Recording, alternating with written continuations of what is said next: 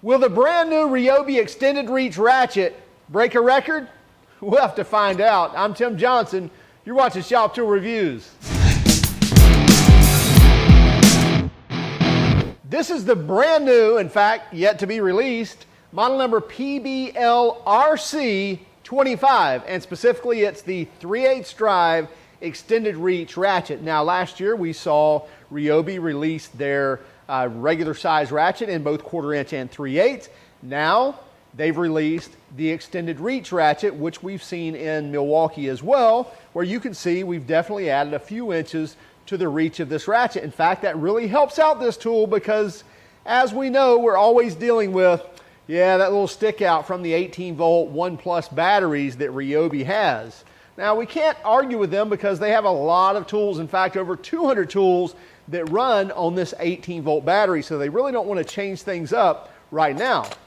Now, there's a lot of great features on this tool, and as I kind of teased, we may see a record broken with this ratchet that no other ratchets or no other cordless ratchets that we've tested has done. So stick around and find out. We'll talk about features, then we'll dive right into testing and come back and talk about pricing, warranty, and wrap things up. This is another new tool from RYOBI. It's part of their 1+ HP platform. It is the model number PBLRC25, which is the 18-volt 1+ HP, so we get the brushless motor, 3/8 anvil, extended ratchet. So we had the regular size ratchet come out, I believe, last year, and now they've gave us the extended version, which extends it about another 3.5–4 inches.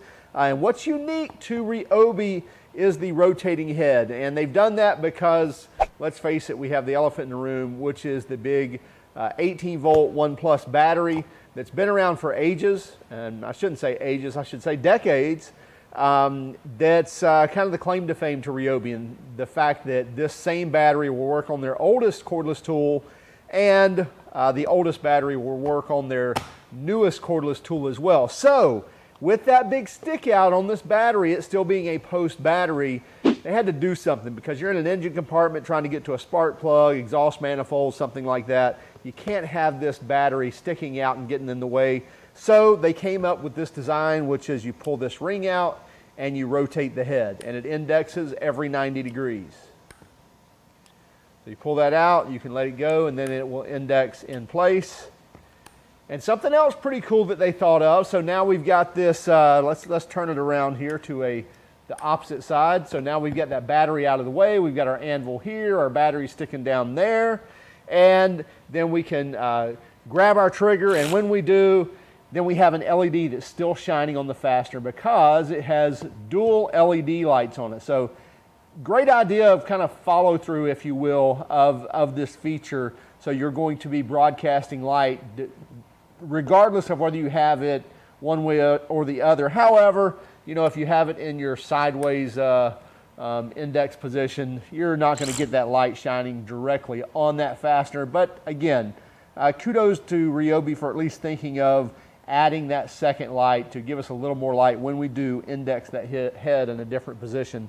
We have a trigger lock right here where we can lock that out, so we throw it in our tool drawer. We don't have to worry about that light coming on or the ratchet coming on, so I like that. Also like the paddle switch or paddle trigger design. It's also variable speed, so not only is it a paddle switch, but you can see I can barely make that move if I want to, and then the more I depress that,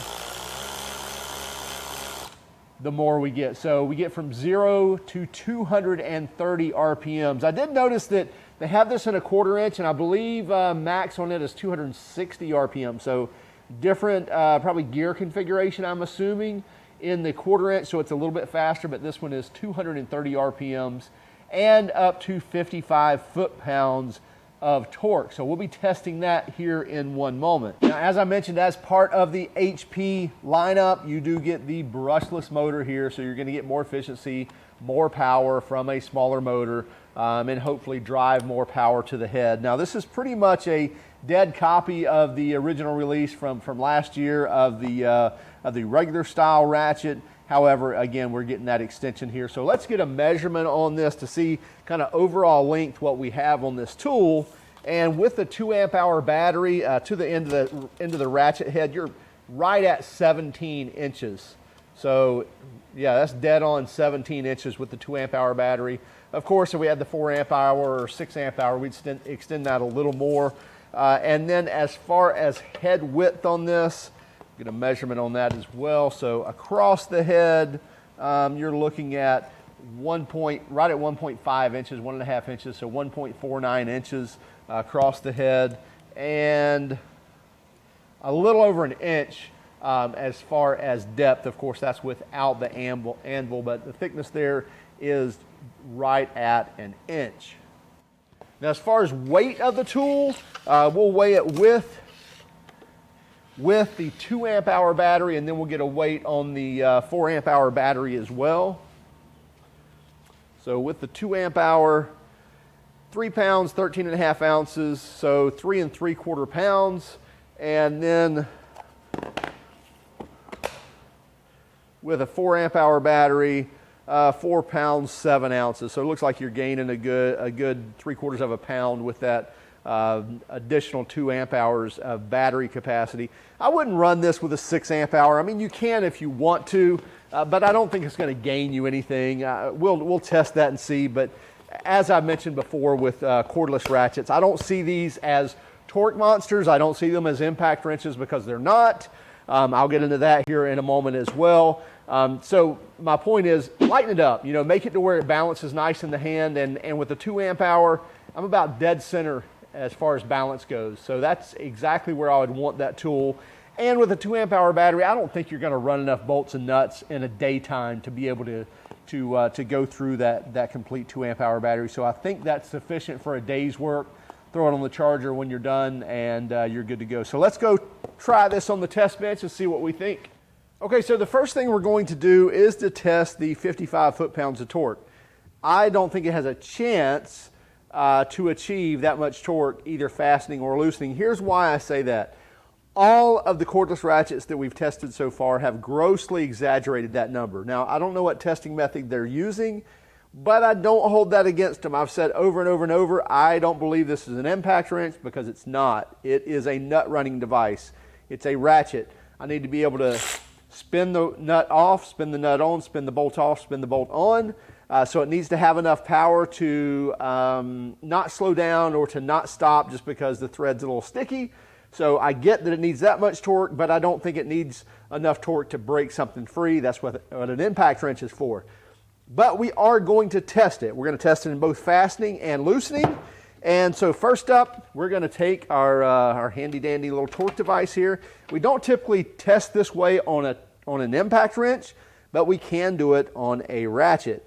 I don't want to get into all the details of why you can't do that with an impact wrench, but just trust me, you can't. That's why so many people have trouble testing that, and that's why I believe we don't have standards in measuring torque, and that's why we see numbers all over the board. So I'm going to put this in tightened, and I'm going to put it on here. We're zeroed out on our scale here. Here, I'll move this over, and then all I'm going to do is hit the trigger. And 1 second, let me make sure that we are zeroed out. Okay, we're zeroed out, and I'm going to pull the trigger. So 30 foot-pounds. And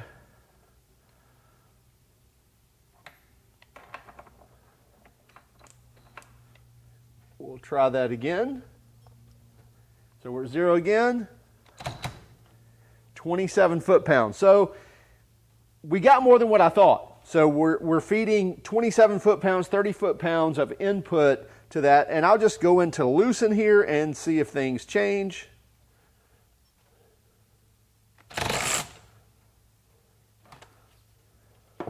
And my nut was not tight enough, so let's get that tightened up. Okay, now we got that tightened up. Let's zero that out again. And then we're going to go into reverse.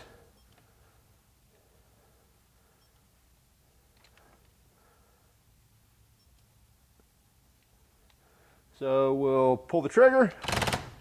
So 30 foot-pounds. We'll zero that out again. So again, right at 30 foot-pounds is what we're getting right at the head just by pulling the trigger. Now what I think is the important thing is the ability to feed manual input when tightening or loosening a bolt. In other words, that I can actually lean on this manually and be able to feed into it, 100, 130 foot-pounds, something like that, like we would on a typical ratchet. So that's what I'm going to test right here. And so, yeah, I'm in Tighten, so I'm just going to put this in here, and then I'm going to manually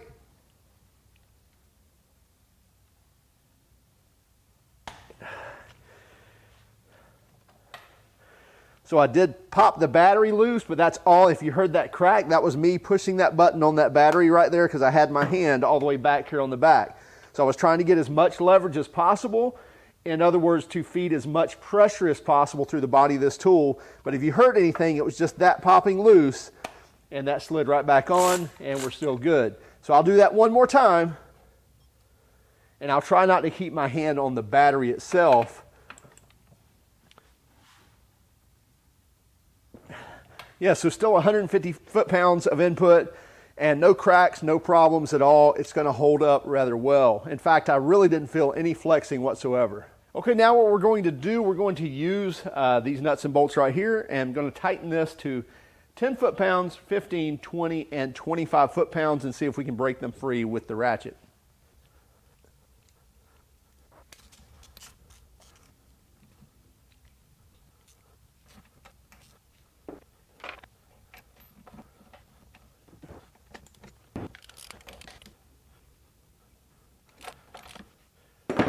All right, so what we have 10 foot-pounds, 15 foot-pounds, 20, and 25. So let's go to 10. And I'm just going to hold the ratchet and pull the trigger. So no problem there. Let's make sure.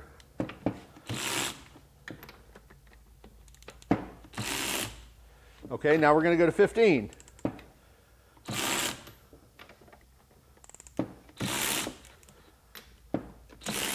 No problem there. So now to 20.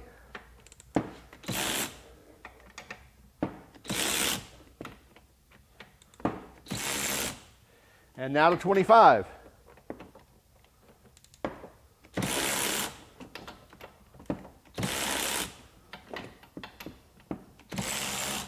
So that did that rather easily. I'm interested to see how far we can go with these. So let's tighten them up again, and we'll go to it.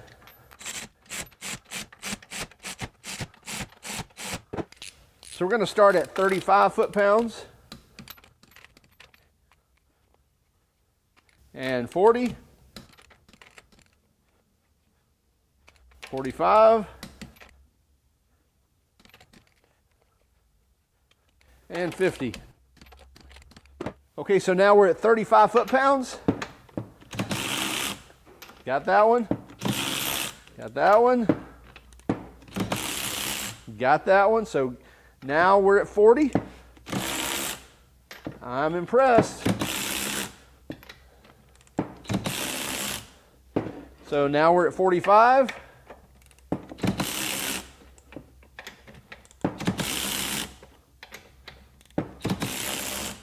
All right, 50 foot-pounds.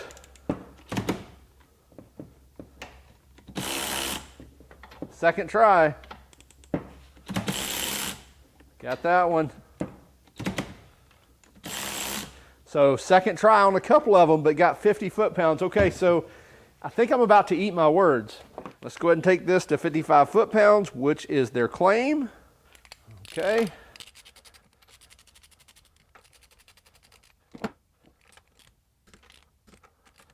So 55, and then we'll do 60 as well. Our footage for the 55 and 60 foot-pounds was actually corrupt, so we'll be jumping straight to 65 and 70 foot-pounds of testing. Okay, so now we have them tightened down to 65 foot-pounds and 70 foot-pounds, and here we go at 65.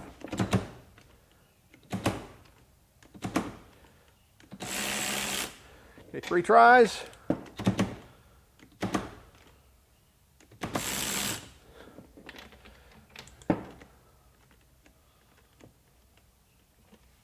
Okay, I'm going to jump up to a 4 amp hour battery and see. Yep. And 70 foot-pounds.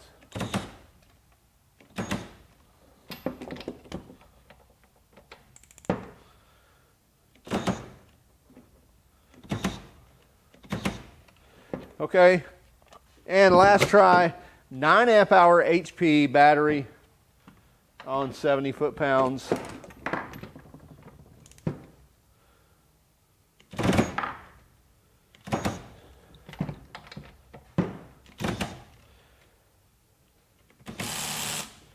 Okay, so it looks like we were able to break one loose, but I think that was after hammering on it several different times. But let's call it 65 foot-pounds. I gave it 3 tries, and it broke those free. Would not do 70, but I am very, very impressed. I had no idea that we'd be able to get this much out of it.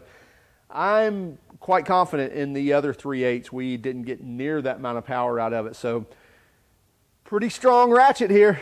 We were more than impressed from the power that we saw out of this tool. We really were. I mean, because we really didn't see it in the shorter version that we tested before. At least it didn't stick out, but this was a 1/4 inch. So the 3/8 definitely opened our eyes as to the power that it was delivering. Now, what didn't make a lot of sense was that we only saw 30 foot-pounds of input force, but again, something that hits so sudden, it's really hard to test with a typical torque measuring device like you saw, where it measures very well when you're doing a steady input of force, because if you look at the hieroglyphics and all the specifications, and specification not a right word, if you look at the details in testing equipment, it needs X amount of time at the same force to be able to read that efficiently, or to read it correctly, if you will. So measuring something that's just hit right now and then stop, it really doesn't do a great job. So that 30 foot-pounds could be quite a bit off. We just wanted to give you a measurement and let you see. So actually tightening those nuts to 15, 20, 25, and on up to 70 foot-pounds, it's really the best way to measure that, because when they're saying 55 foot-pounds of force, they're talking about breakaway force. In other words, you can tighten a nut to 55 foot-pounds and this should be able to break it free. Now, we have not been able to actually allow a ratchet to rest and just pull the trigger and it break free what they claim, and this one did that. Now, a couple of times it took, a couple of hits of the trigger, but I did not move the tool. I just let it rest against the top of the work table and just pulled the trigger and let it do the work. So yes, a couple of times it took a couple of hits, but it did it. Now, the most important thing to me is the fact that I can put some manual input on this, whether that be tightening a fastener or whether it be loosening a fastener. Because what I don't want to have to do is pull this off, get my impact wrench, break it free, and then put this back on. That's just a waste to me. Or to grab a right angle. I want my ratchet to be able to do some work, even if I have to help it just a touch and then pull the trigger and back that nut off. I'm fine with that. So I see this as a nut running device. Kudos to it for being able to put out the amount of force they say it does. I think this is going to be a great tool. You are going to have to deal with the stick out of the battery. However, they have mitigated that by enabling you to rotate that head to get it out of the way. Still, that may bother you so much you don't want to buy it. I think that's up to you. It really is determined by what you're going to use it for. It's going to be $159 when it releases in October of 2021. The 1/4 inch will be available as well. I believe that's $10 more, probably because they'll sell less of that than the 3/8 drive. So the 1/4 inch will be $169. This is $159, but as a bare tool. So that's not going to include a battery. And then depending on which battery pack you want to use is up to you as well. So make sure you check it out. They'll be sold at Home Depot and HomeDepot.com. Oh, and by the way, 3-year warranty on this as well. All HP products have a 3-year warranty on the tool. There may be a couple of exceptions, but none that I know of. So again, 3-year warranty when you buy this extended reach ratchet. And also, would you keep track of us on Instagram, Facebook, and Twitter? If you don't mind, would you hit that like and subscribe button? But only if you liked our video. If you hated our video, by all means, give us that thumbs down. But would you let us know in the comments why? Have a great day and keep smiling.